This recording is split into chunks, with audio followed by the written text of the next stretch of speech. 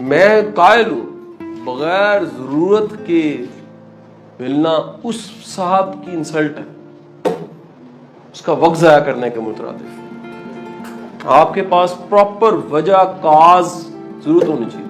جیسے آپ کہیں جی اسپتال میں آئے ہوں، میں کہ لنگ رہے سے چلو آ گئے ہیں، یہ دل دا آپریشن نہ کرا لی، کہ جی آئے ہیں چلو یار تو لنگ دیاں ایتھے منجیاں ٹھوک دینے لتاں ٹھکوا لیے، نہیں ہو سکتا نا، ایور اینڈ نیور، کبھی نہیں ہو سکتا۔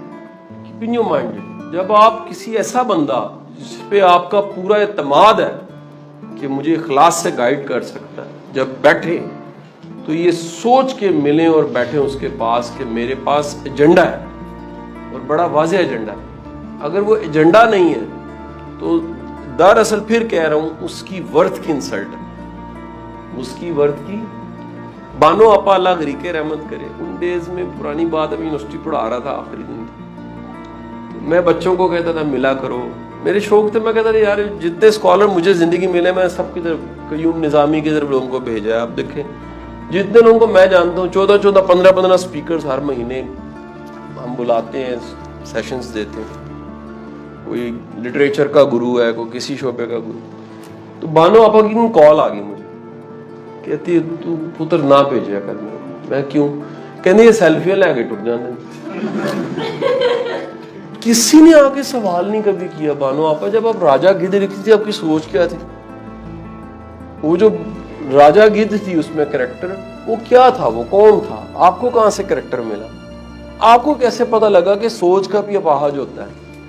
آپ کو کیسے پتا؟ میں آپ کو بڑی مزے کی بات بتاؤں، یہ جتنے بڑے لوگ ہیں نا ان کو سوال بھی یاد رہتا ہے اور ان کو جواب بھی یاد رہتا ہے، ہمیں لگ رہا ہوتا ہے یاد نہیں۔ میرے جتنے سوال امجد اسلام جیسے ہیں مجھے بھی یاد ہیں، سر کو ان کو بھی یاد ہے، وہ وہیں سے اگلی بیس بنا کے چلتے ہیں۔ ہمارا مسئلہ ہوتا ہے ہم نے 100 باتیں سنی ہوتی ہیں، میں کچھ عرصے سے ملنا تھوڑا سا کم کر دیا، ریلی تھوڑا سا ہم کہتے ہیں یار آپ جانتے ہیں وجہ کیا ہے؟ 80-90% لوگ ریپیٹ کوسچن پوچھ رہے ہوتے ہیں، سر پیشن کیسے ڈسکور کریں، سر پیشن پروفیشن ایک کیسے ہو سکتا ہے؟ اچھا وہ سوال بھی انہیں خود بعد میں یاد نہیں رہتا۔ آپ لوگوں سے پوچھا میں کیا سوال پوچھا تھا، میں نے انہیں بھی نہیں یاد ہوتا۔ ریزن کیا ہے؟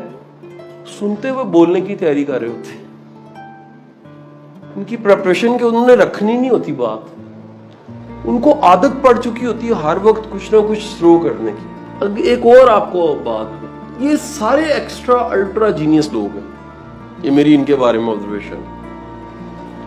یعنی کوئی یہ نہیں کہ بندے کو لائک کرنا نہ لائک کرنا، ان کو فوراً یہ پتہ لگ جاتا ہے یہ بندہ کا ٹویا کہاں پر ہے، ٹبا کہاں پر ہے۔